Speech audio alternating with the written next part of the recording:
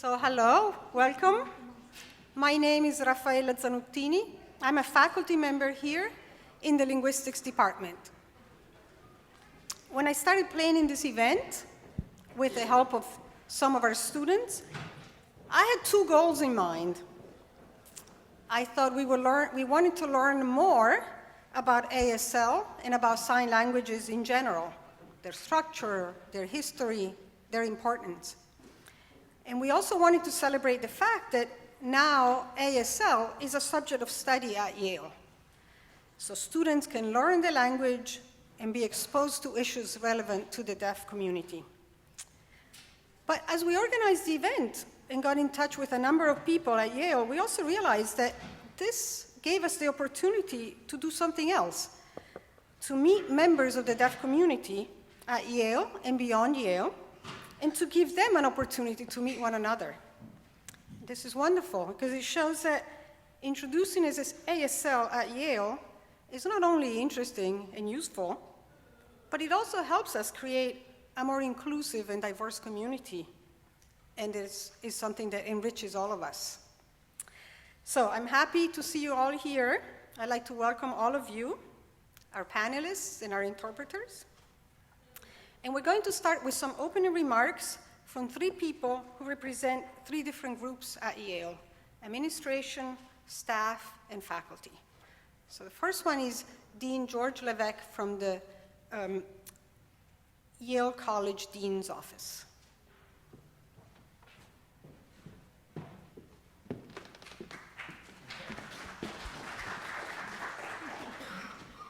Thank you very much. I really just have a few words of welcome that I want to extend on behalf of the Yale College Dean's Office. I know that we have many people from, sorry, is this better? We have, I know many people from across the university who are here today, and I understand we have some colleagues from other institutions who have joined us on campus. Thank you for coming and helping to be a part of this. A special thanks to our presenters who have prepared our program for this afternoon. I also want to take this moment to publicly thank a number of critical partners across the campus who have been instrumental, as Professor Zanuttini mentioned, of bringing ASL into the Yale College curriculum. I want to begin by thanking Professor Zanuttini, who as Director of Undergraduate Studies of Linguistics was a persistent and eloquent champion for ASL to come into the curriculum. Professor Frank is chair of linguistics. It was critically important to us in the Dean's Office that ASL have a departmental home within the Faculty of Arts and Sciences, and so it has been very important for linguistics to provide the departmental home and structure for ASL. So we thank you for that.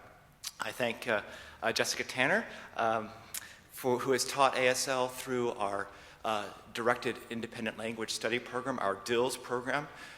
You may hear about that a little bit later. We have been teaching ASL informally through that program for a number of years, and Jessica has been very instrumental in that, in developing a loyal following of students. And I also want to thank my colleague who couldn't be here today, I'm sorry, Nelleke van Duzen-School, who, as director of the Center for Language Study, supports DILS and funds that program. So I thank her in her absence. And lastly, a few more people, if you don't mind. My colleagues on the Language Study Committee and in the Teaching Resource Advisory Committee, when we received the proposal from Linguistics, it was immediately and enthusiastically supported by the members of the committee. It was really heartening to see faculty from across a number of departments immediately jump on board as this an opportunity to bring ASL into the curriculum. And none of this would not have been possible without the support of the Dean of the Faculty of Arts and Sciences, Tamar Gendler, who received the recommendation from the Language Study Committee and the Teaching Resource Advisory Committee. And she also warmly received it and found funding for it for the inaugural teaching position. So we thank her for that support. And last but not least, I want to thank the past and current students who have expressed this abiding interest in studying ASL for a variety of reasons. It goes without saying that we wouldn't be able to offer courses in ASL if there are no students who are interested in taking them. And this has been a wild success to see the number of students in our opening sections of ASL bursting at the seams has been very gratifying. Not only to prepare them, I'm sure, as citizens in a more diverse world, but just the vital and robust intellectual field of study that ASL is. And so we're very happy on behalf of the Yale College Dean's Office, on behalf of Yale College, to welcome you all here. Thank you for coming, and enjoy the afternoon. Thank you.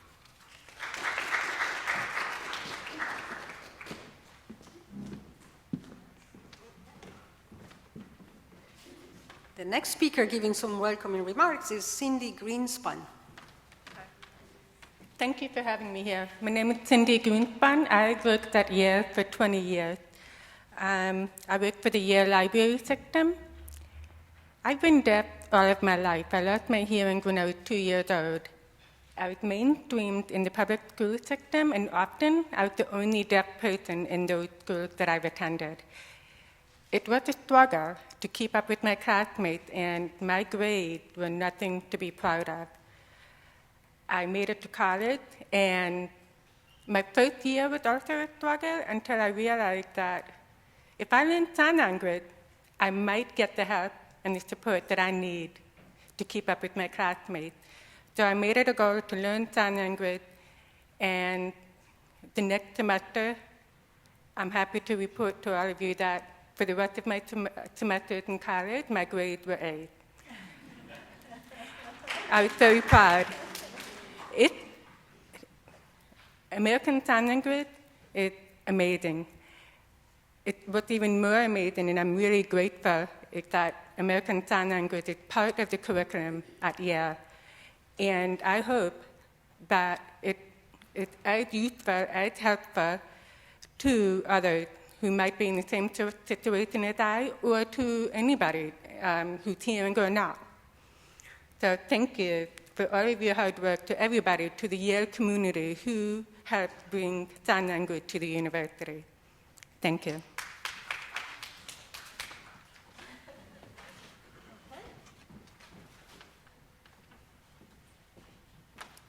Bob Frank, who's the chair of the Linguistics department.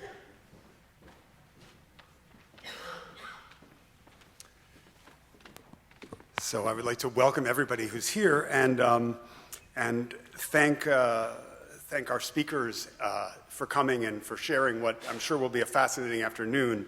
I'd also like to echo the thanks that Dean Levesque made earlier, which actually I have exactly the same individuals listed on my paper in front of me, but I will not repeat them for you. But thank you to everybody who's been involved in this extremely vital and important initiative in increasing diversity at Yale in a very important way by incorporating ASL and deaf culture to studies at Yale University. So one of the things that Dean Levesque mentioned was that it was really crucial in bringing ASL studies to Yale was for ASL to have a departmental home. And the question of where that should be was, in a sense, for linguists, an easy question that we were very, very enthusiastic, and all of our colleagues were enthusiastic about being that home because of the importance of the study of sign language to the study of language in general. From the perspective of understanding the nature of linguistic structure, the study of sign language is an important domain of inquiry, because one is tempted to try to relate the nature of language to the fact that it is spoken. And so one tries to derive, in part, some of the linguistic structure from the constraints that are imposed by the need to speak or the need to hear. And sign language poses an interesting alternative in that the different modality that is used for its speaking and perception raises other kinds of issues and raises the question of, well, is sign language just fundamentally of a different sort? And what has been discovered in the work over the last almost half century now has been that essentially know that what we learn from sign language is that there's fundamentally a commonality in human experience, in the human mind, that tells us that sign language is a language, and its structure and its underlying cognitive mechanisms are the same as those involved in spoken language. And that's been profoundly important, I think, both within linguistics, but also in understanding our shared humanity. The second area in which sign language has been scientifically significant comes about as the result of some distinctive issues that arise in the experience of the deaf community. Some of these are extremely exciting issues. Other things are unfortunate in the deaf experience. So because of the unique experience of many deaf individuals not being exposed to sign language until later in life, this allows the study of unique experiences that are characteristic of what happens to individuals when they're not exposed to a language until later in life, and how does that impact the way in which they learn language. So these kinds of studies have been extremely important and have been very enlightening. In fact, our first speaker, so I will now transition, our first speaker today will be telling us something about this kind of unique experience that arises in sign language, in this case, in the domain of Nicaraguan Sign Language. So our first speaker, Annemarie Kocab, got her PhD from Harvard in psychology in 2017. She continues at Harvard as a postdoc, working jointly with Jesse Snedeker, who's a professor in the psychology department, and our own former postdoc, Kate Davidson, now of the Harvard Linguistics department. Anne-Marie's work is a sort of remarkable example of someone who combines in an exciting way a careful and refined understanding of linguistic structure and the dimensions of variation that inform what goes into linguistic structure, together with a profound understanding of the cognitive foundations and the cognitive factors that are involved in language learning and in language change. Much of her work has studied the unique experience of signers in Nicaragua, where a new sign language has come into being in the recent past. And so she has focused on this case study of language emergence over the short term, looking at a variety of questions from referential shift to the formation of questions to the existence of recursive structures. She's also looked at a variety of other factors, including the representation of telicity and the use of non-manual markers and iconicity. So it's a real great pleasure for us to have Dr. Kocab join us and give us our first talk today. So welcome.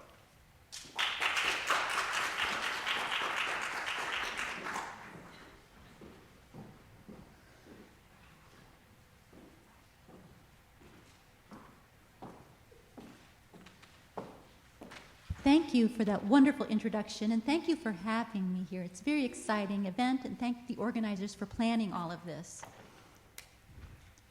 Language is universal and ubiquitous. All human societies in the world have a language. The question is, where does language come from? There are two kinds of explanations that are not mutually exclusive. One is that the structure of language comes from biological evolution and reflects properties of our cognitive architecture, how our brains have evolved. The second is that language reflects a product of cultural evolution, so the kind of human capacity for social learning and cultural transmission. Uh-oh.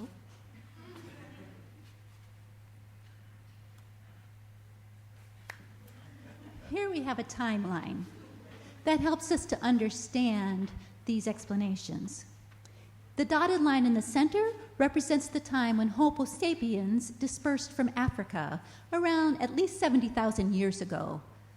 Because all humans have language, any mechanism that allows us to acquire language must have been in place before we migrated out of Africa.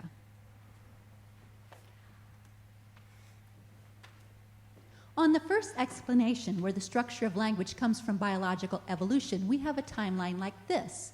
On the y-axis, we have linguistic resources, and on the x-axis, we have time. On this position, over thousands of years, evolution selects for adaptations that allow for human language creation, meaning any individual mind is capable of creating and acquiring language.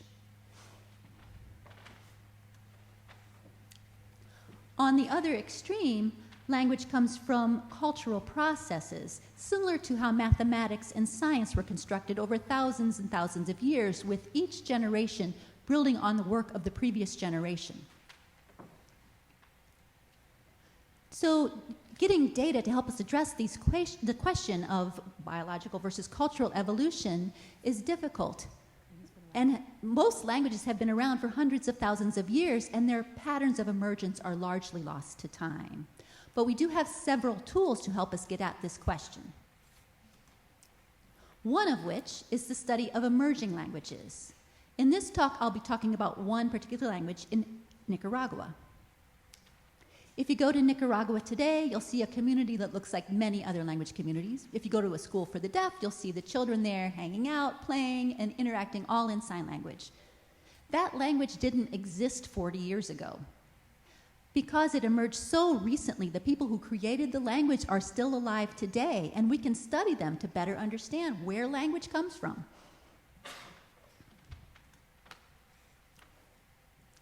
Let me tell you a little bit about the history of Nicaraguan Sign Language. You may know that most deaf children are born to hearing parents who do not know sign language, meaning that they have no accessible language in their environment. That was the situation in Nicaragua until the 1970s.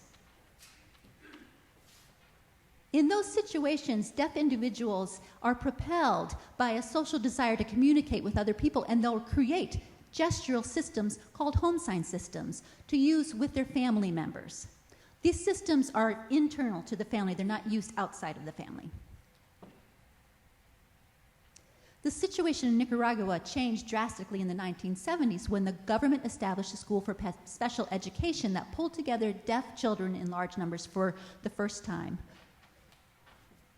They did not use sign language as a method of instruction in the school. They used oral methods, but the children brought with them their individual home sign systems and began to gesture to communicate with each other on the playground and the bus, and at that point, language began to emerge and develop. We call the first group of children to enter the school the first cohort. What allowed the language to continue to grow is that another group of children, additional groups of children continued to enter the school and learn their language from the first group of children. For the purposes of comparing how the language has changed over time, we divided these children into groups of roughly 10-year increments. The second group is the second cohort, and then the third cohort came in. Each cohort represents a successive time point in the development of the language. Not all deaf individuals enter the deaf community. There are many who never learn a sign or spoken language, so their home sign systems remain their primary mode of communication. These systems represent the kinds of systems that individuals in isolation come up with.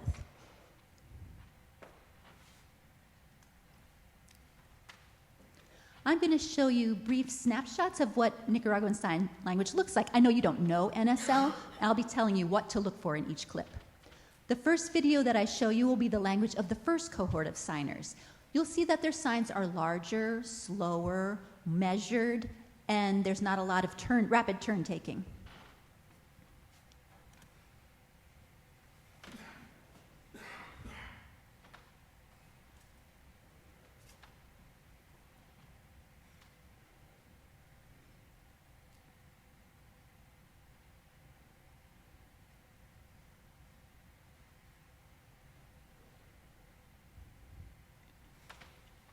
Now I'll show you the language of the second cohort. These signers, as children, learned their language from the first cohort, and you'll see that their language looks different. It's faster, there's more rapid turn taking.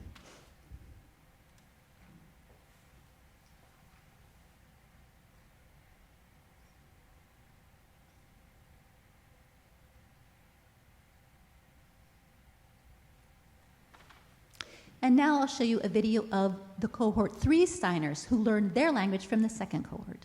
Their language looks very different. It's even faster. There's a lot of simultaneous communication going on, very interactive.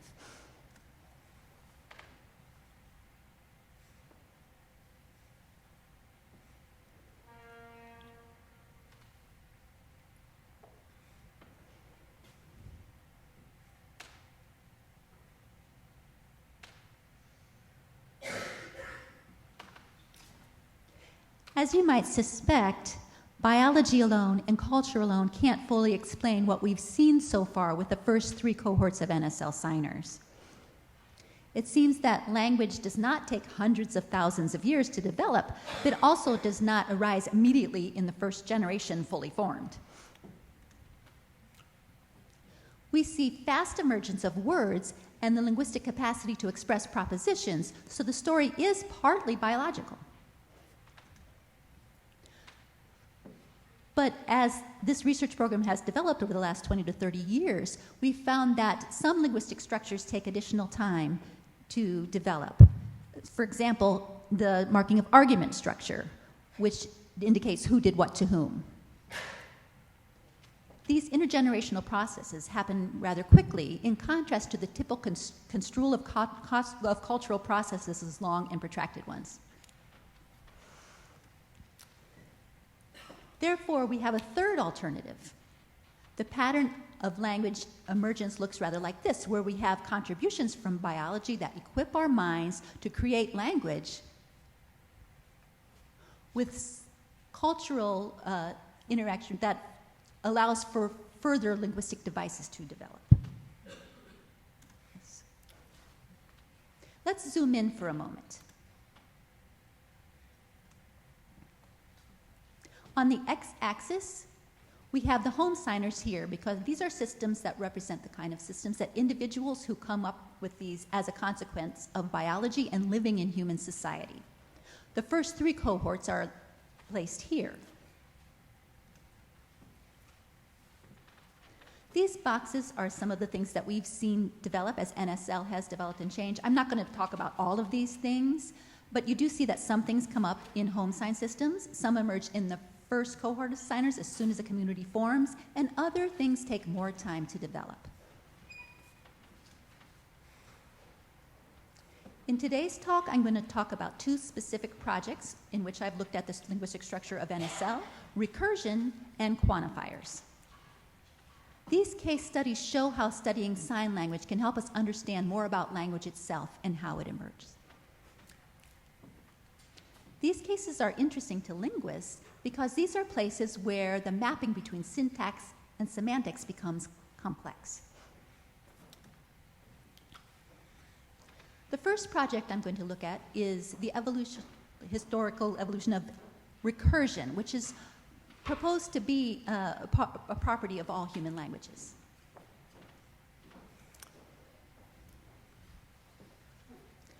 You can think about recursion at 2 levels. You take the sentence, John knows, Mary knows, Bill lied. On the meaning side, we have a knowledge state, John's, with another knowledge state embedded in it, Mary's, with a third event, Bill's lying, embedded in that.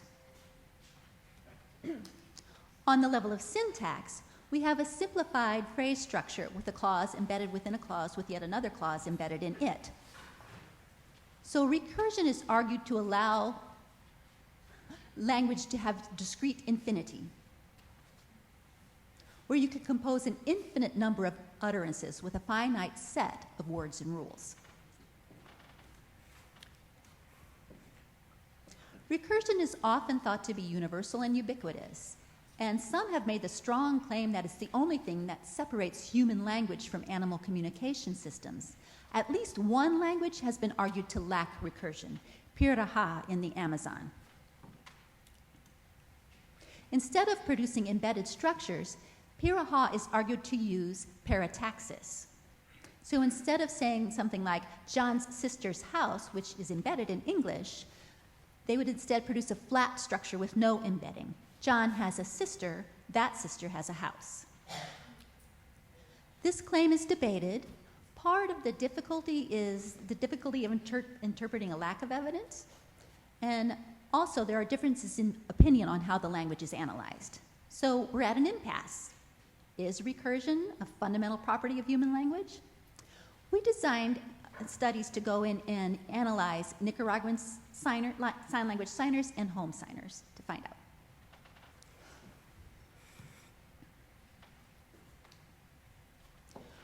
We looked at if recursive structures are available to specify a previously mentioned character to pick them out from a set of previously mentioned characters, to pick out a specific individual from a previously mentioned set of characters. So that function is often accomplished in language through the use of relative clauses, where you have a clause embedded in another clause. We designed events and showed movies to our participants. I'm using still pictures for the sake of time. The first condition was designed to elicit relative clauses. You have a set of girls, each doing something different, and then one of the girls does something new. The target description would be something like, the girl who was drawing removed the picture.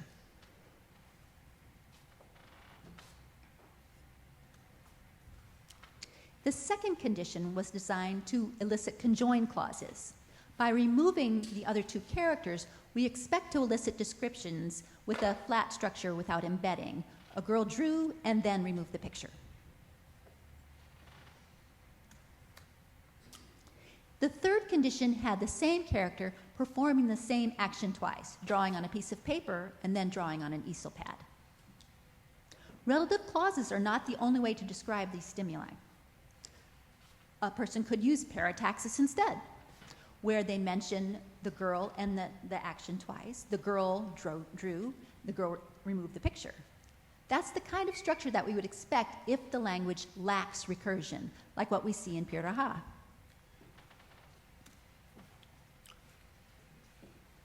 We predict that if the language has recursion, then the ability to convey embedded messages would be there.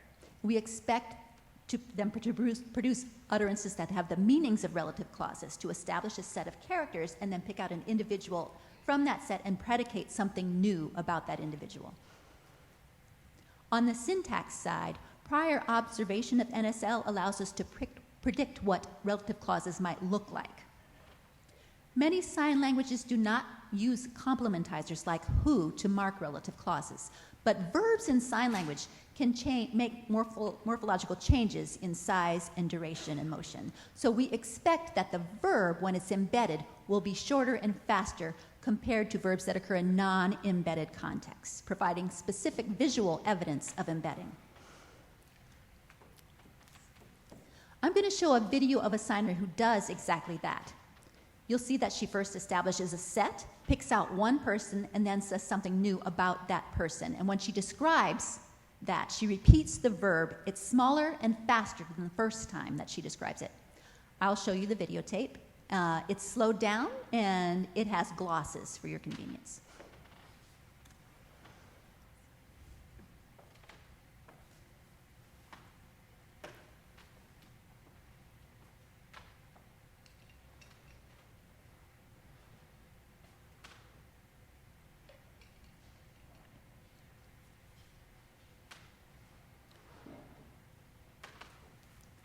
I'm going to play it again.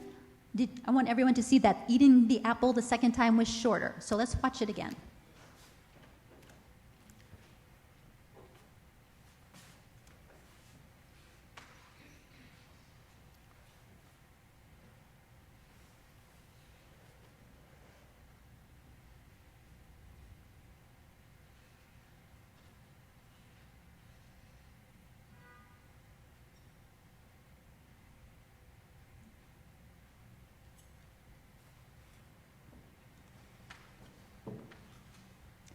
That kind of description is our candidate relative clause, where signers establish a set and then pick out an individual.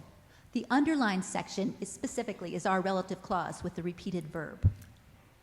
We saw signers from all three cohorts produce those kind of repeated strings on the relative clause trials, but not in the other two conditions. We interpreted this as a relative clause rather than parataxis for two reasons. The first is that, in theory, that string could be considered as conjunction. But that interpretation is unlikely in this context because the verb, eating an apple, has already been completed and it's already been mentioned, and therefore it's relevant only to the extent to which it identifies the girl under discussion. And the second reason is because the verb itself looks different when it's embedded in the relative clause as opposed to when it appears in a conjoined clause. We looked at the form of the verb in the two conditions. To quantify this, we took the ratio of the length of the first verb, draw, to the second verb, remove the picture. And what we found is that the verb draw is shorter when it's in the relative clause, as you can see by the smaller purple bar, compared to when it appears in the conjoined clause, where you see by the longer purple bar. So, you're wrong. We suspect that the shortening is a morphosyntactic way of marking embedding. To make sure that the shortening isn't happening anytime the same verb is repeated, we looked at the repeated action condition, where we had the same person doing the same action twice, drawing, and we do not see any shortening of the verb there. So it seems the shortening specifically occurs when a verb is embedded.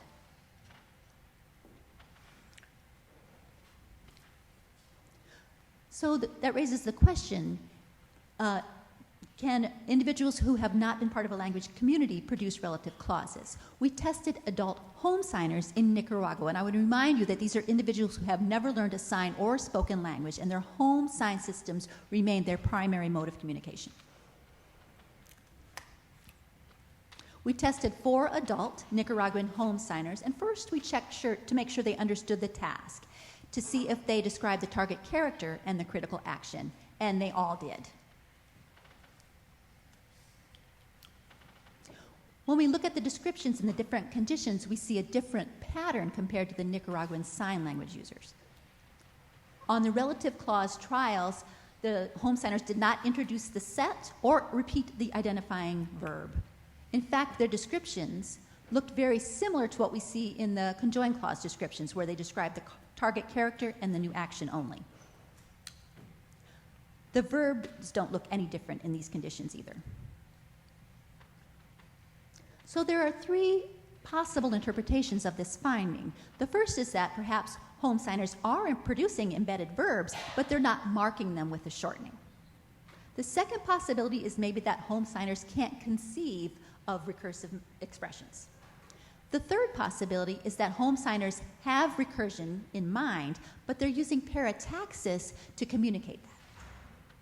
Based on prior work on the kinds of messages that home signers are able to convey, we suspect that the third hypothesis is the correct one. So that home signers do have recursion in mind, but they produce paratactic utterances, similar to what we see in other languages that are argued to lack recursion, like Piraha.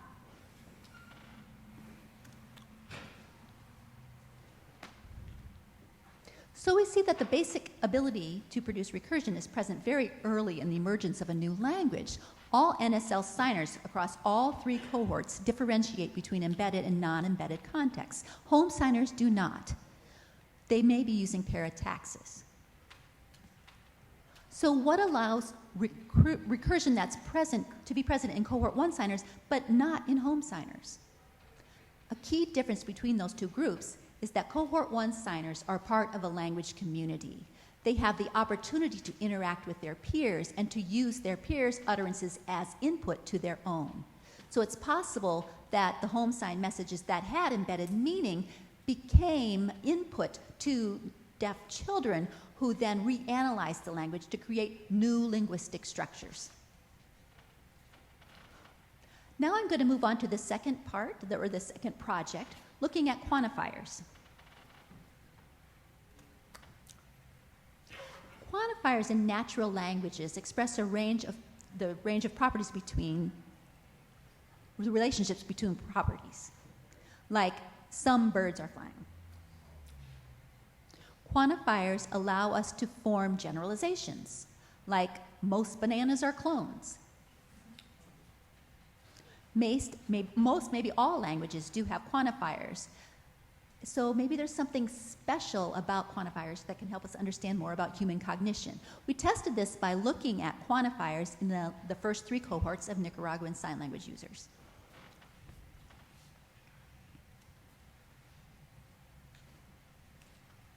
As I said, quantifiers express the relationship between 2 properties. So we elicited quantifiers by showing signers pictures with large sets of individuals like bears. Then we showed them 2 paired pictures One is a subset, where a subset is engaging in an entirely new activity, in this case, swimming. And the difference is the size of the subset. So we would expect something like some of the bears are swimming. And here we would expect all of the bears are swimming. Here's another example intended to elicit different quantifiers. By contrast, we would get descriptions like, none of the boys climbed the tree. And here we could get, many of the birds flew away. We looked at 3 types of quantifiers. Universal quantifiers, which are used when every member of that set satisfies the proposition, all. It's really, given any x, property P is true. I'm going to show you an example of a sign from Nicaraguan Sign Language for all. It's very fast. All. That's their sign for all. The second quantifier that we elicited were existential quantifiers, where the propositional function holds true of at least one member of the set. Many, some, a few, a little. Technically, an existential quantifier can be used in a context that it would be described by universal quantifier. For example, if all the boys climb the tree, it's also true that some of the boys climb the tree. But that tends to be less pragmatically preferred, and the reverse is not true. You can't say all of the boys climbed the tree if only some of them did. Here's an example of one sign for the quantifier many in NSL. Many. The last quantifier type that we elicited is negative quantifiers. The negation of an existentially quantified statement. So it's not the case that member P has property X. This is an example of the sign for none in NSL. None. For the results, I'm going to start with existential quantifiers first.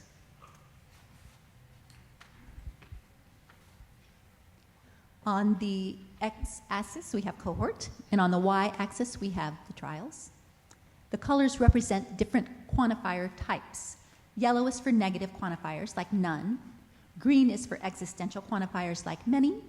And blue is for universal quantifiers, like all. And what we see here is that when signers see a picture designed to elicit as existential quantifiers, like this, they produce existential quantifiers. Many birds flew away.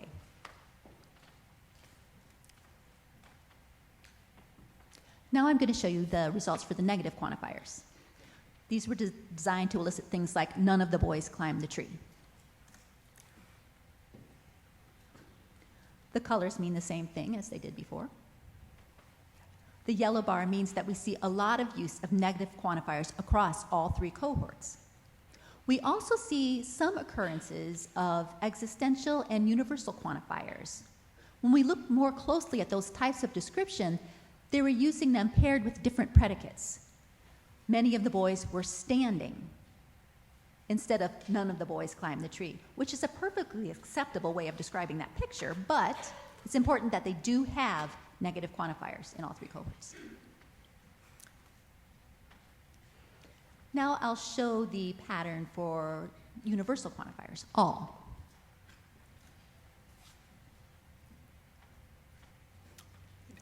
We'll see a different pattern here.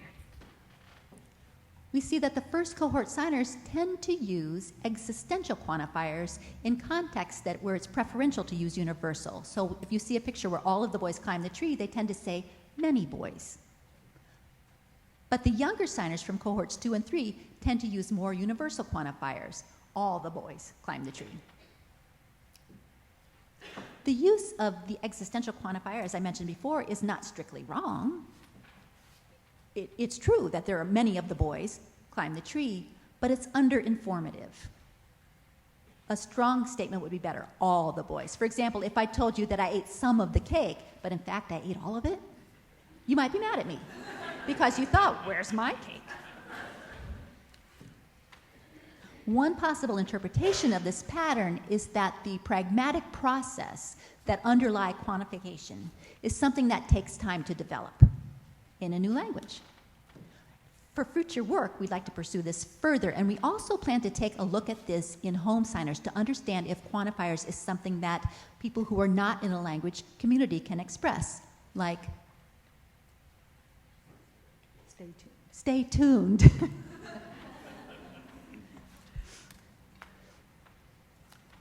So we see evidence for quantifiers in language early in NSL, which suggests that quantifiers could be a universal aspect of language that emerges early in a newly developing language.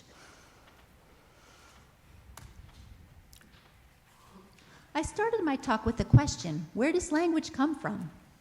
And I hope that you've learned from this that the study of emerging sign languages really can help us address this question. This work just demonstrated several different things. First, humans are very well equipped to create language, and the moment we have the opportunity to do it, we do so and build a language. Secondly, full language does not spring from a single child. There are many domains that require time or other structures to emerge, but it doesn't take hundreds of thousands of years, otherwise we wouldn't see them here. Thirdly, the situation in Nicaragua is rare and important, and we have an opportunity to see the emergence of a language in real time. That language occurred when deaf children were brought together in a school. What's interesting is that that situation is not that unique. Many sign languages around the world developed in that way. So in the next talk, by Dr. Amber Martin, she'll be discussing some of the effects of language deprivation. I want to highlight here that children are capable of amazing things if you just give them the opportunity. Thank you.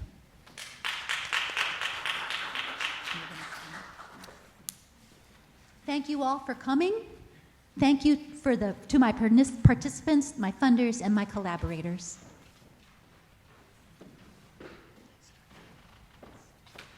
So we have about 10 minutes for questions.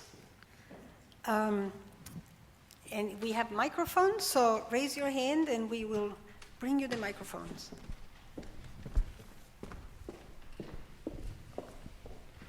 Excellent. Thank you. Thank you. That was wonderful. I wanted to go back to something that you were pointing out towards the end in the quantifier study. And as you know, a lot of psycholinguistic work has tended to show that in truth value tasks, children tend to be more logical, as Novak and his colleagues put it, than adults, in the sense that children are more likely to judge sentences true if they have the form, some of the boys left, even though all of them did. And adults are much more likely to take the upper bounding implicature into consideration, interpreting some as some but not all, and therefore rejecting sentences like some of the boys left if all of them did. So in a sense, as the cohort 1 turns into cohort 2, we have a case of ontogeny recapitulating phylogeny, in the sense that the development of the language mirrors the development within individuals.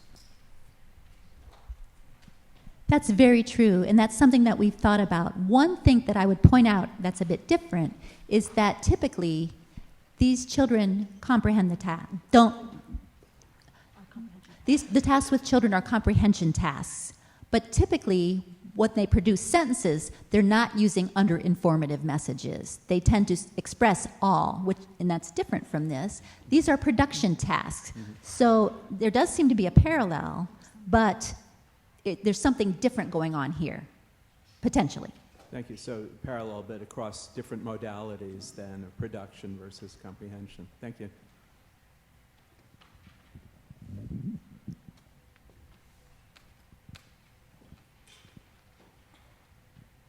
Hi, that was a great talk.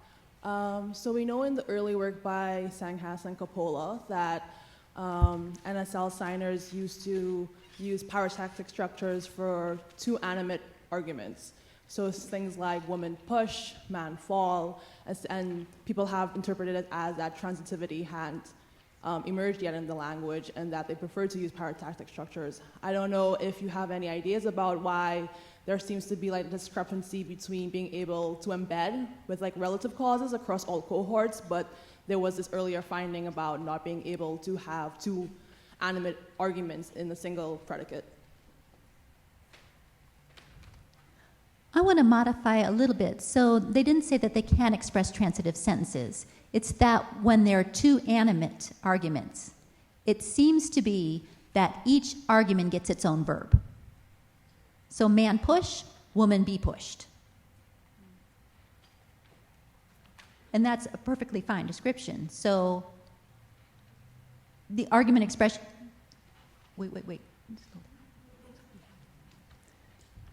Does that match your understanding of their work? I wouldn't say that they don't have the capacity to express transitive sentences.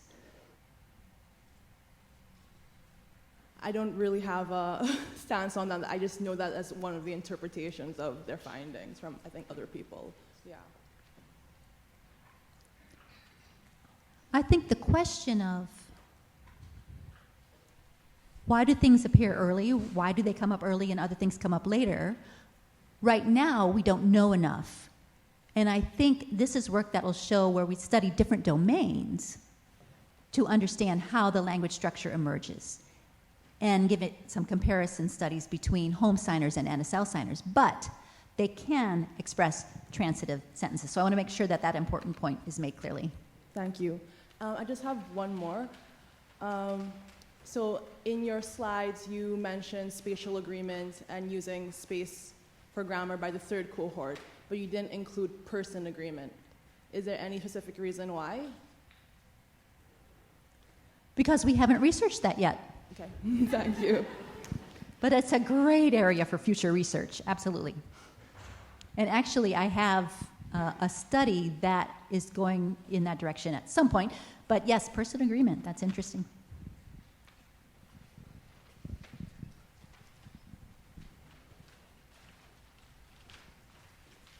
There's a question over here, to the right.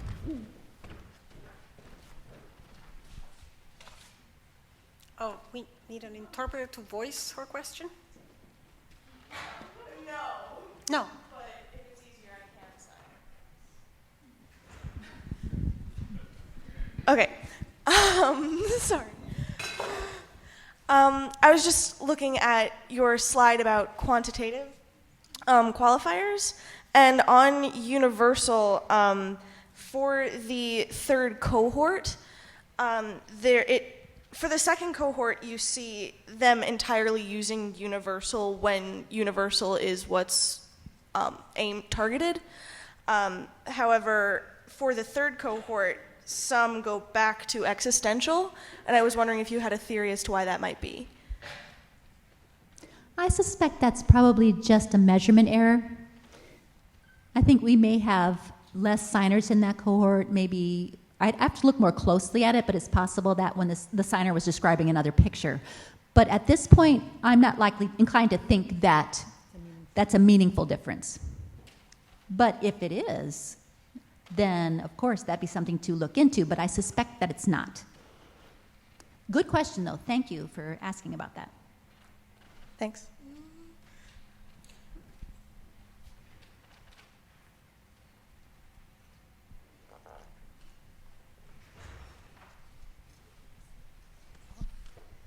Thank you very much. This was very interesting. I had a question about the relative clause findings, where you showed that there was a significant difference in the length of the verb.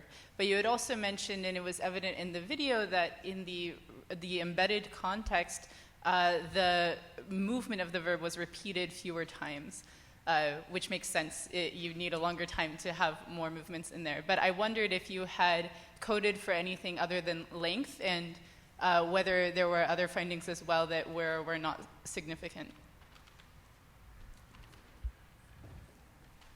No, we code it only for length. And I'm not sure that I meant to say that the movement of the sign itself was less. The sign happens more quickly. So rather than saying eat apple with a larger movement, it was as much smaller. It could be that there's the same number of movements, it's just that there's less distance involved, and it's faster to complete. One thing that we plan to do but have not yet looked at is to take a look at the non-manual markers. So non-manual markers, for those of you who don't know, are grammatical features of sign languages that tend to carry a lot of information on the face. For example, in American Sign Language, we mark conditionals like if with raised eyebrows. If it rains, class will be canceled. And if there was no eyebrow raised, it would mean that it's a declarative sentence instead. It rained and class is canceled. So we plan to take a look at those kind of markers with this data, because non-manual markers tend to go along with relative clauses in many sign languages. Thank you. That would be very interesting to hear about.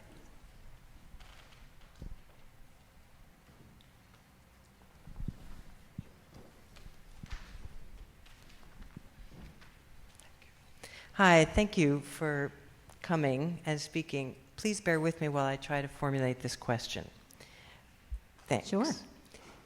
I noticed in the slides, trying to figure, when I'm watching the different slides about was it bears swimming? Yeah, the quantifiers, yes. Thank you, right. What I noticed, one of the images showed the birds flying away from the tree. And I look at that and it feels causal. Like something happened to cause the birds to fly away from the tree.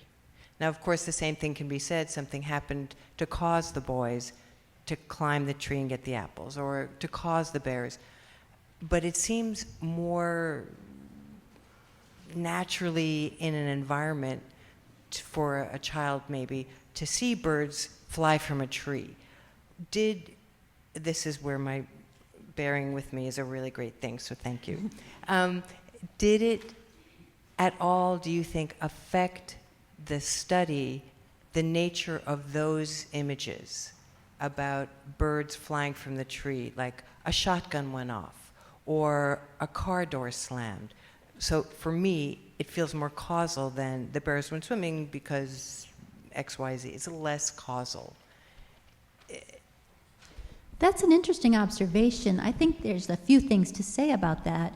One is that we didn't observe any kind of expressive language in both the English speakers that we normed the study on or NSL signers. But suppose we had, well, it's not clear having a causal event would affect quantifier structure, because it still shows the difference. Even if something caused the birds to fly away, there wouldn't be a difference in the size of group of birds that flew away. And what we were after was that quantifier difference, whether they wanted to say some birds flew away or all of the birds flew away. We have 1 minute left, so if you have a quick question. I think Nanyan has a question here.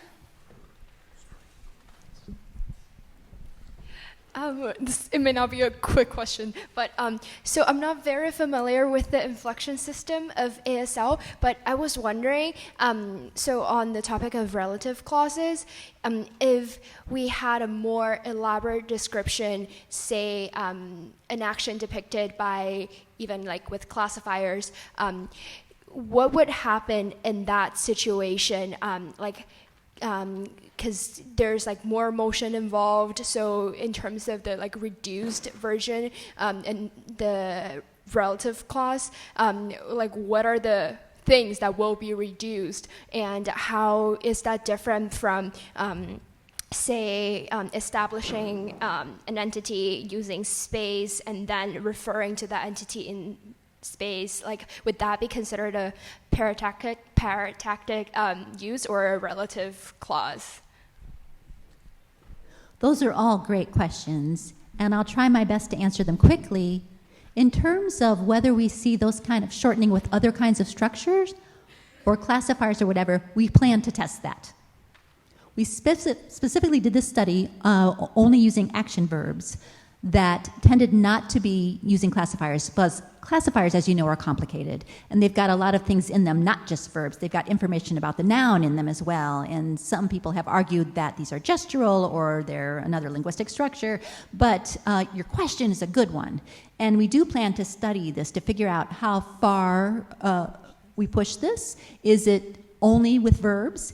Can it occur with double embedding? With subject and object linked.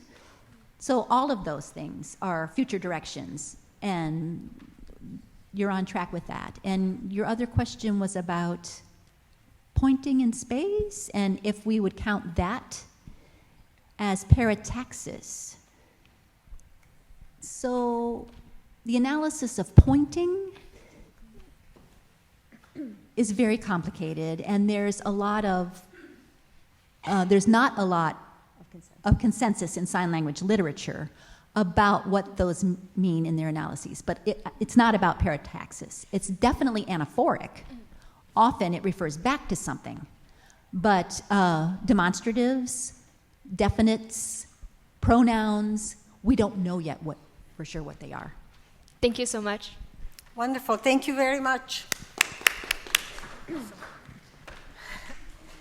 Okay, our second speaker will be introduced by Jessica Tanner.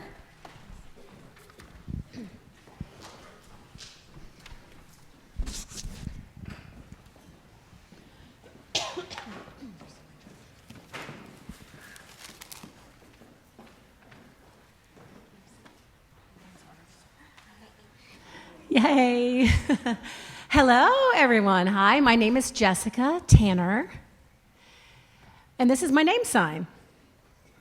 It's so good to see so many people here today. It's terrific. So, I just wanted to let you know that I am the first ASL lecturer here at Yale University. Yay, right? Bravo. So maybe, I'm not sure, but I could be the first deaf lecturer here on faculty. I'm not sure. I might have to do some more research on that and find out if I'm the first. But yeah, it's all good. So thank you so much to Yale University for successfully having ASL for credit here. It's such a tremendous thing. So we want to keep that going. So congratulations to Yale. It is my great honor here to introduce the second panelist today. Her name is Amber Martin, Dr. Amber Martin. She has her PhD in psychology, and she is from the University of Minnesota. And that's where she received her PhD in 2009. So now she's a professor, she's of developmental psychology from Hunter College. So that's really impressive. Very nice. Her research is focused on language acquisition and how it influences, how that language deprivation has an influence. And her specific concentration is on language acquisition and a parallel with cognitive development. And she uses two different languages for her research. She uses American Sign Language as Nicaraguan Sign Language as well to study these, and she compares and analyzes how the interplay between these two languages, she uses these two languages to study the interplay between these two ideas.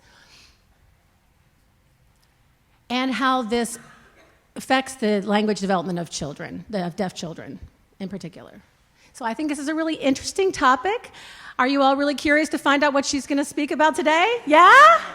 So welcome to Dr. Amber Martin. Yay! Thank you for coming.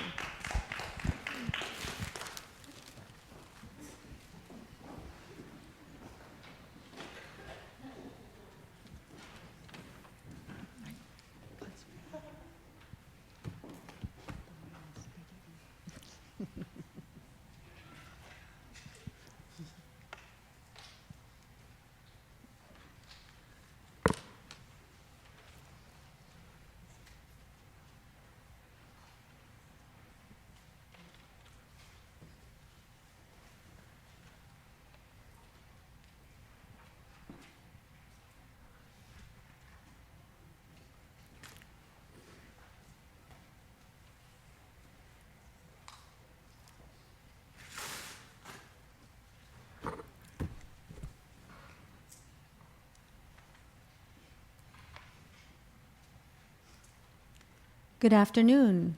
Thank you so much. I'm honored to be here today. And I very much appreciate the invitation, and I welcome the opportunity to invite you all to my campus. As you just heard, Dr. Kocab talked about the emergence of a new language and how it changed over time. The life of that language is a living, breathing, changing thing. Now I'm going to transition to talking about language emergence and growth in individuals, how individual children acquire language.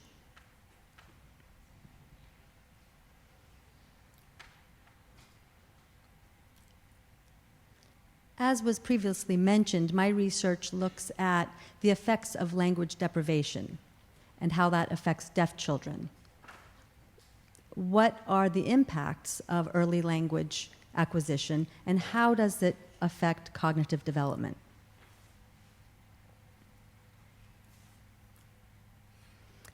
As mentioned in the introduction, my research centers on this question: how do language and cognition shape each other?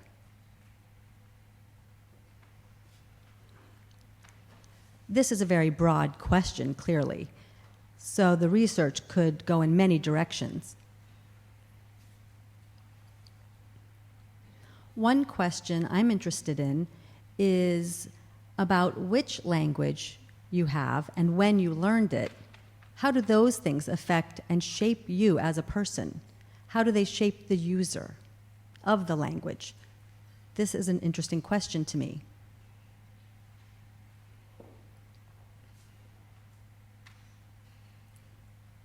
Here's another question, and it really is full circle.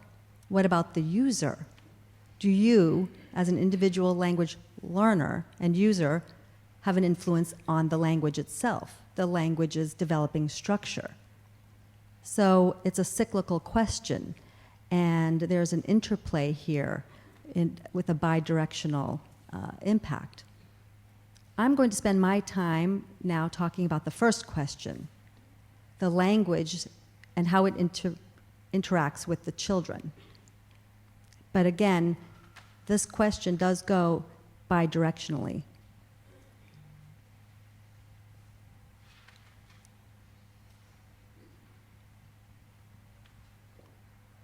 Many of you may have some knowledge about these statistics having to do with language experiences of deaf children.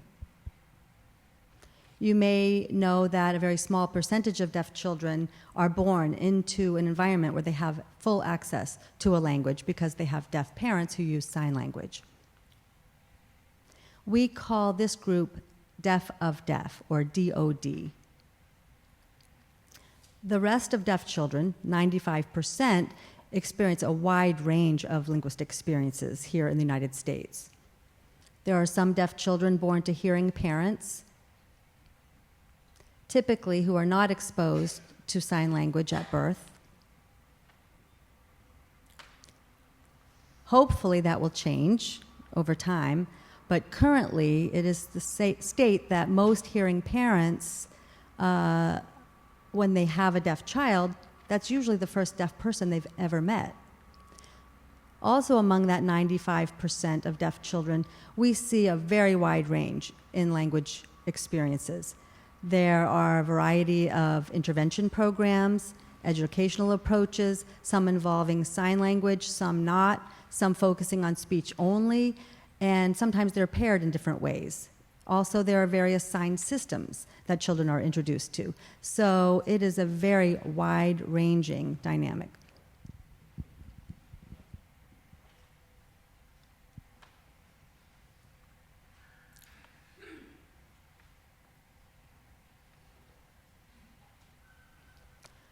What that means for deaf children in terms of early language acquisition and their early language experience is that there are a variety of experiences, and the quality of those experiences differ. There's a great variation. And it depends on, do they have good quality access to language? That experience varies greatly. It depends often on the quality of the input that a child is receiving. That applies not only to spoken language, but sign language as well. The quality of input can vary. And that quality of language input depends on the skill level of the adults in their environment. It also depends on factors that are attitudinal about language exposure for early children. That also varies greatly. A third factor that is critical is time of exposure, the timing of a child's first language experience, and that varies greatly among deaf children as well. There are infants who are exposed to language from birth, whether it be a sign language or spoken language with cochlear implant at times. The first exposure to language, that initial experience, sometimes happens far later, and from an early age to an older age and everywhere in between. There is no profile of the deaf student or child. It varies greatly. And that's been one reason it's so difficult to study. How do we characterize deaf children and their language experience? This chart is about spoken language trajectories for deaf children with cochlear implants. The gray area is children who are hearing and their trajectory. The rest of the lines reflect deaf children. What this demonstrates is that it's all over the map, right? You see a wide variety. So there's a great deal of variability here. That early language experience is difficult to capture well.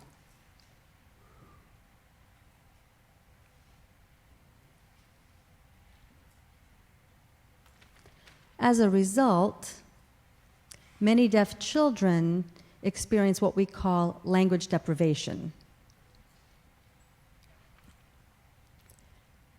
We don't actually have a standard definition about what language deprivation means. So here's a definition. It's true the experience is extremely varied, and it makes it very difficult to characterize. Those who study deaf children do agree that deaf students often do experience some degree of language deprivation. It's quite common. Language deprivation really means that a child was not exposed to language that was age appropriate. And there's a great degree of a lack of exposure to language during the critical language learning period.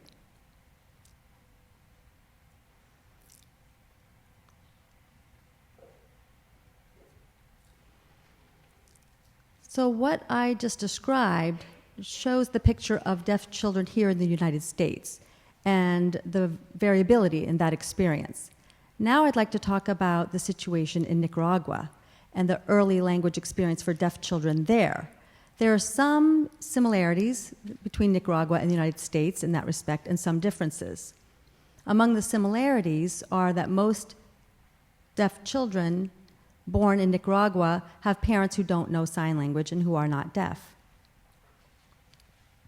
Also in Nicaragua, there are no standards for early intervention. They don't have programs to support parents after they have a diagnosis. In Nicaragua, the deaf children there, we know clearly that their first language experience is not until they enter school.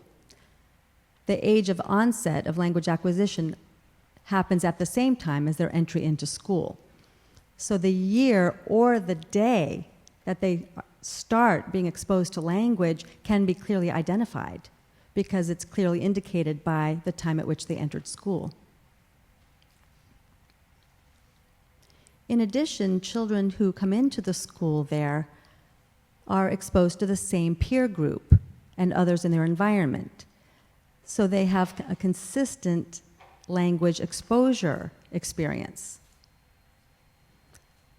So some of those early language experiences are similar to those of students in the United States, but there are some areas that are unique.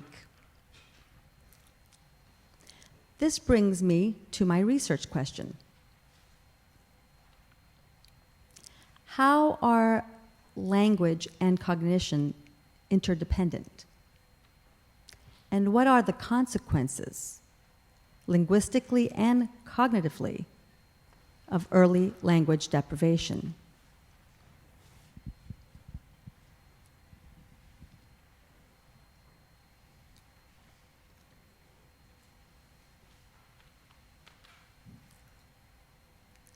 So just because of the modality of sign languages, the structure, spatial structure, is very rich. We use space in sign language to talk about space, but for many other reasons as well, and to express many types of grammatical structures. So automatically, we see that sign languages are very rich in what we can do in terms of spatial information in studying these languages. We can talk about things that are physically in our environment and point to express that information in shared space. We also use space for co-referencing. So if I want to talk about two people, a teacher and a TA, I can establish those two references in a loci to indicate the two different people. But it's not only used for talking about real things. We can also use space to talk about cognition or ideas. We can talk about comparing two ideas and how those two ideas are interrelated. We could talk about justice, for example, here on my right, and freedom on my left, and talk about how those two things are related using space. Also, in the syntactic structure of the language itself, in ASL, there are rich uses of space. And here are some examples of that. I can say, here's the teacher, and the teacher gave a paper to the TA to distribute among the students. The directionality tells you who's doing what to whom, and also modifications can be done to the verb using space. That modality question is very rich because of the way sign languages make use of signing space.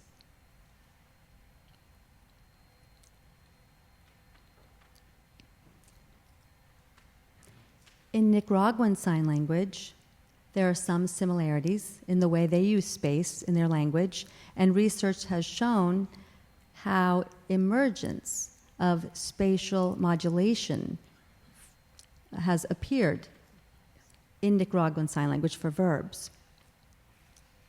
I have a few things I want to show you that aren't specific to Nicaragua, but other sign languages as well.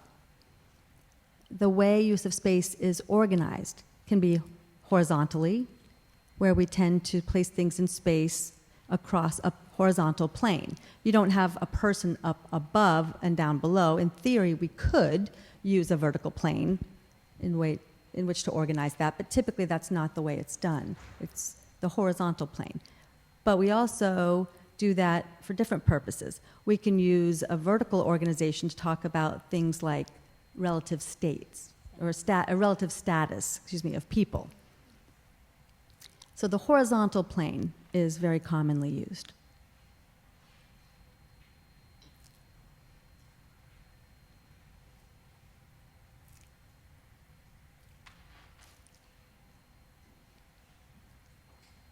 So the modality-specific considerations give us an opportunity to explore the relationship between the use of space and non-linguistic cognitive spatial skills.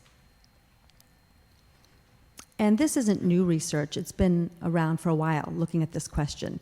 But it's a great place to start because, again, of the richness of the way signed languages use space. Different studies have, in fact, shown that signers use mental rotation. Emory looked at this in prior research, and my work has as well. When we see people who use sign language, who are acquiring sign language, we look at their ability to mentally rotate the formations, and that's transformations in the linguistic domain.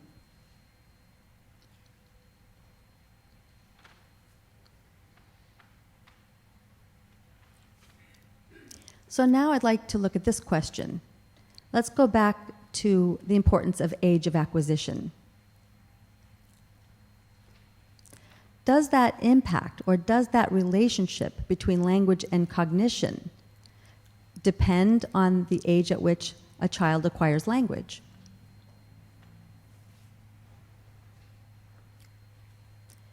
And when do those benefits appear? Do they appear early, or does it not happen until later? At what age do they emerge? Also, when we talk about benefits and the use of space and spatial cognitive skills, are there specific devices that are used in sign languages? How general are they, and how specific are those benefits that are carried from the language over to cognition?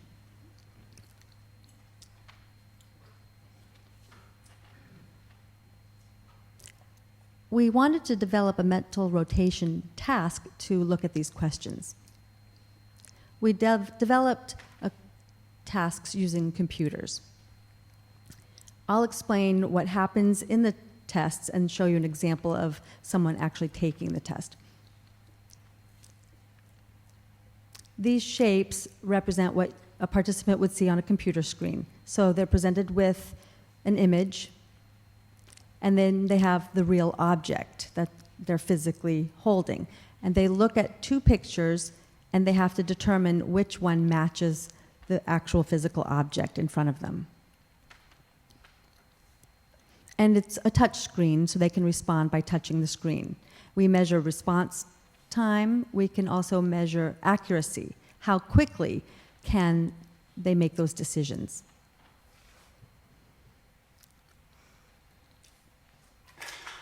Importantly, we are comparing several different aspects of the mental rotation task.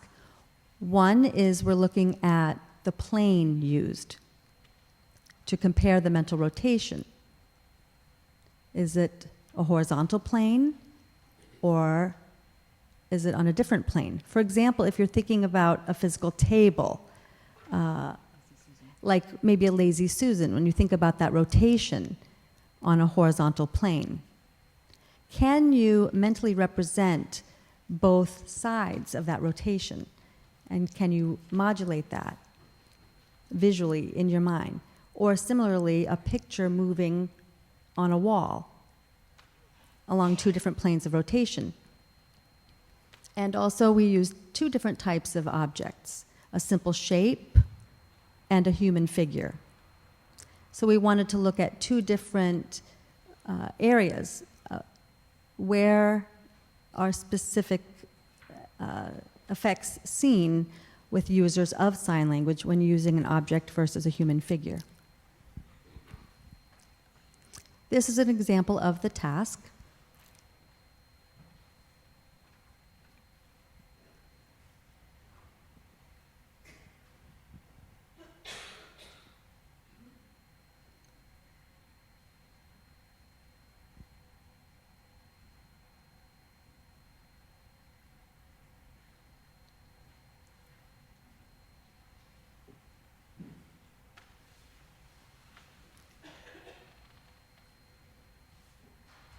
For part of our analysis, we looked at the people who had early exposure to language, and we wanted to look at ASL signers in this respect, signers of ASL. native signers of ASL. We also compared them to children who learned later at the age of 3 or 6. And we compared them also to hearing non-signers.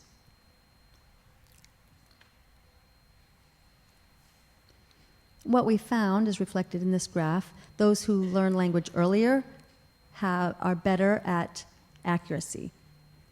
So the higher bars represent greater accuracy. The early learners overall performed better than those who learned at a later age.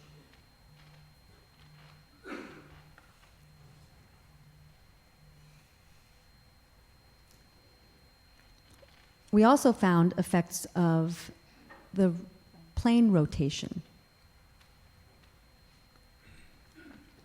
Overall, signers did better with rotation tasks that were horizontal than vertical. Also, hearing people did better with horizontal than vertical rotation tasks. Overall, that was generally true.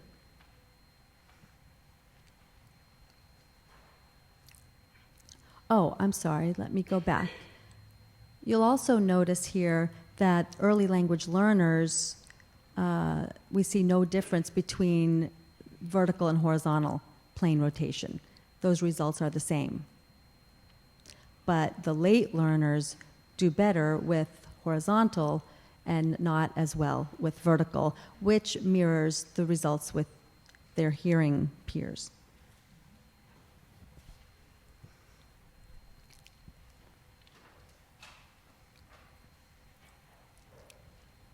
Also, all of the groups did better with human figures than the block task, which was interesting. Something about the shape versus the human figure. That result was consistent among all groups.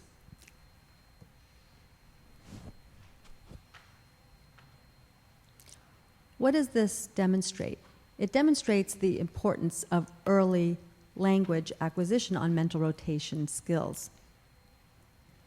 So language and cognition are influenced by the age of language acquisition. Those who learn earlier perform better than those who learn later, but the deaf children who learn sign language later still perform better on these tasks than the hearing non-signers.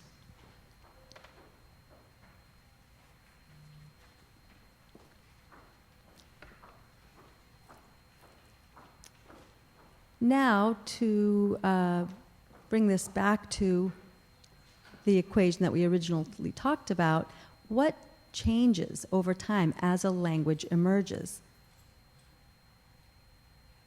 And are there differences across cohorts in their use of space?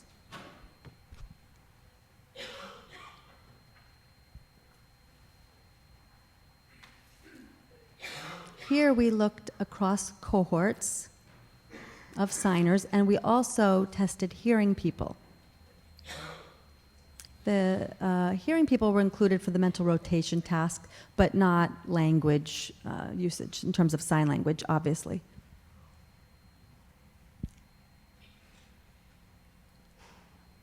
These are the results.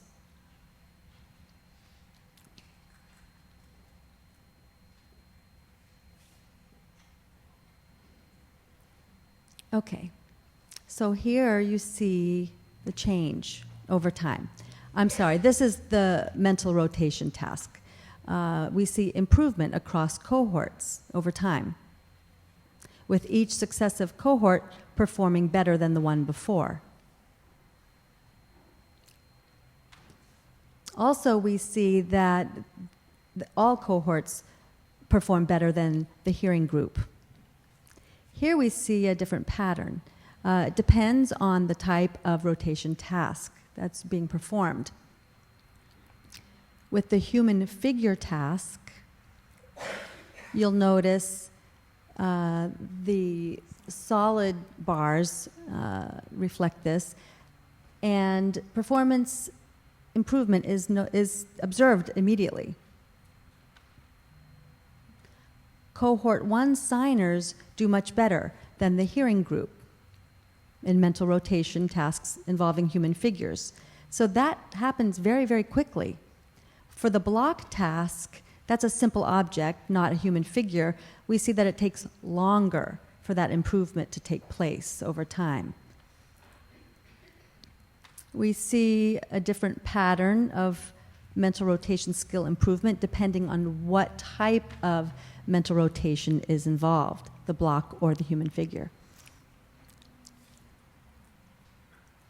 Also, the time at which a child enters school can impact their mental rotation capacity.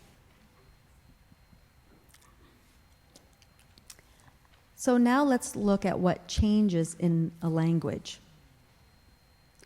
Some research has been done about various types of space used in sign languages. Here we looked at one particular type of space usage that changes over time. So there's the x-axis that's used for verb movement. And if a signer wants to describe, for example, who's doing what to whom, for example, giving of a book, you could use this axis where it originates from the signer, I'm the person, and the give motion goes outward from my body across the signing space. That's what we refer to as the z-axis. Or you could have the verb moving across the x-axis from right to left in the space in front of me, where I establish to reference and the give goes horizontally. So the x-axis or the z-axis can be used. There's been research in other types of sign languages too that use the z-axis very early on in the emergence of the language. There are other languages where it seems to emerge later.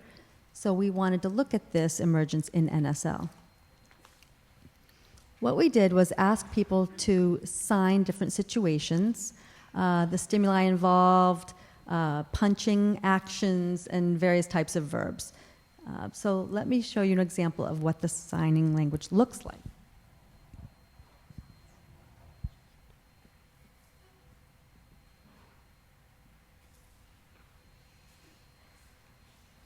So you notice the clear z-axis in use here.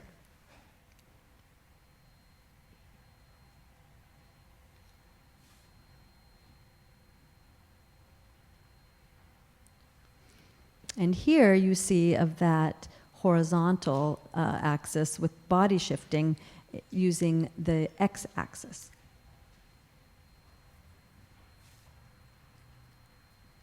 The use of the x-axis emerged more slowly across the cohorts. Cohort 1 signers do use it, but we see increased usage across cohorts 1, 2, and 3. By cohort 3, the signers are using that much more frequently.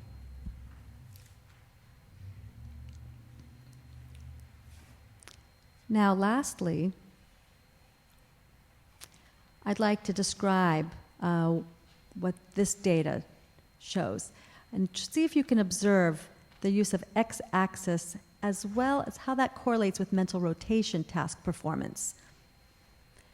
And I don't have a statistical analysis, but I want you to pay attention to those who perform well on mental rotation tasks versus those who don't, and who tends to use the x-axis and who does not.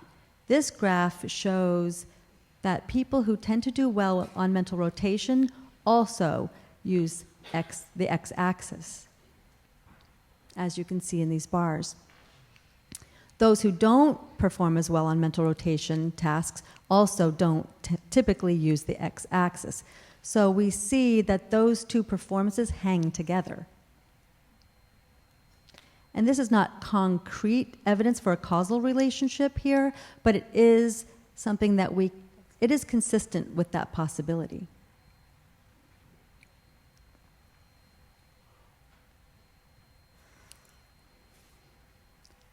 So what do we think is happening here with this cycle?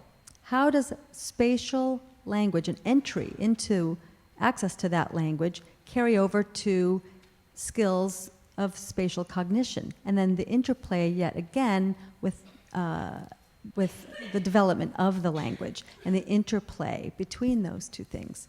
What we see is this trend. The use of the z-axis emerges very early.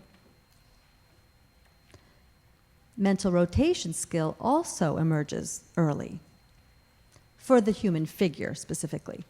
And then later, we see the use of the z-axis, or the x-axis, and then also mental rotation abilities for other objects like the block.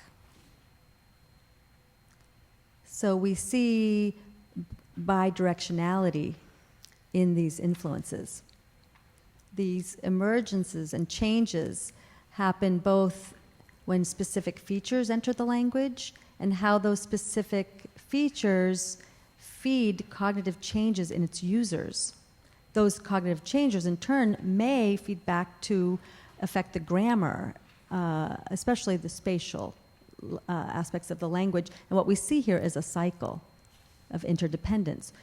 We see both language and cognition are co-organized throughout the language's development and within individual children.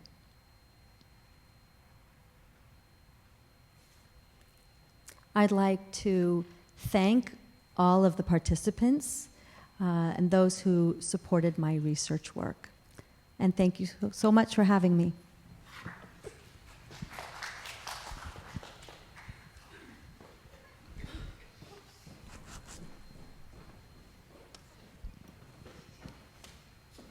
Thank you for a wonderful talk. We have a couple of minutes for questions, and then we're going to break for coffee and then come back. So just a question or two.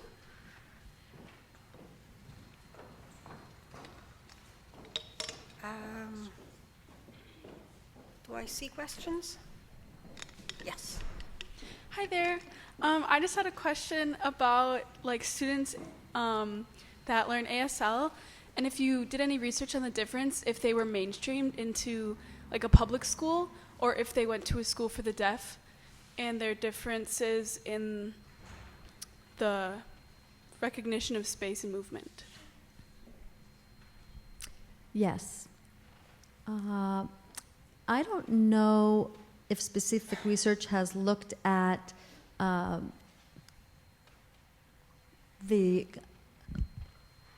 content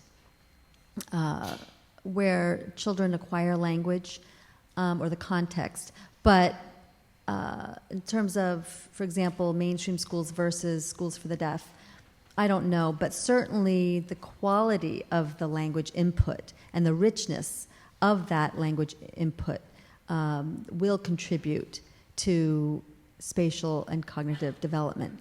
I don't know specific research that looks at that in those different contexts educationally, so I don't know. Okay, one more question.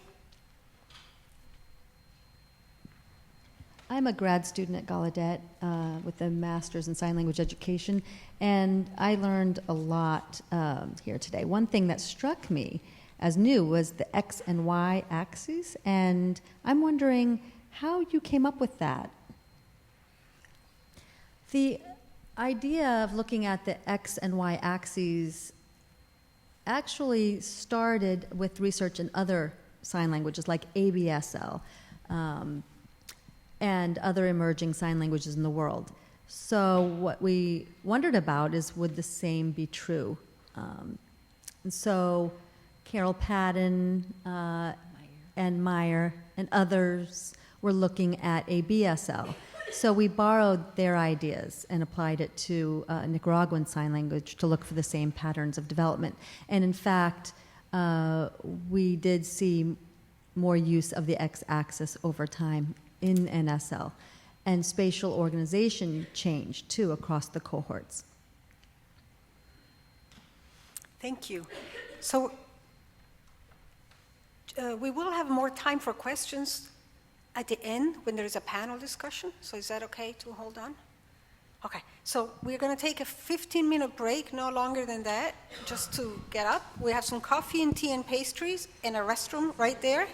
So get something to drink quickly and please come back. Okay. Excellent. Thank you.